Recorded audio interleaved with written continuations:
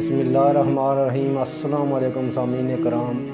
حضرت علامہ اقبال رحمۃ اللہ علیہ اپنے کلام میں فرماتے ہیں، چونکہ اقبال رحمۃ اللہ علیہ کا سارا کلام ہی عارفانہ کلام ہے، تو آپ فرماتے ہیں کہ قرآن میں غوطہ زن ہو ہے مرد مسلمان، خدا کرے تجھ کو عطا جدت کردار۔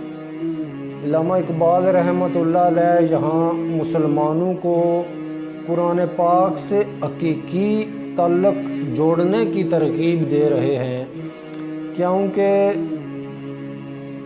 تمام علوم کا سرچشمہ اور منبع حیات قرآن ہی ہے، اور یہی تعلق، یہ جو قرآن پاک سے ہمارا تعلق ہے، یہی تعلق انسان کی معراج اور کامیابی کی سیڑھی ہے اور قرب حق تعالیٰ کا ایک ذریعہ ہے۔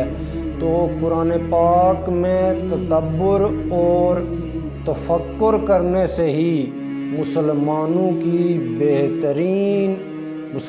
کے لیے ایک بہترین مشعل راہ ہے۔ تو پھر کہتے ہیں کہ خدا تجھے عطا کرے جدت کردار۔ تو کردار ایک بہت اہم چیز ہے۔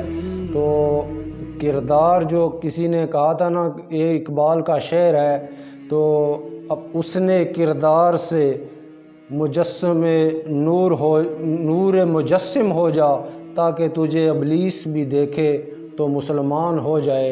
تو کردار بندے کا ہو تو اس سے سارا کچھ بنتا ہے۔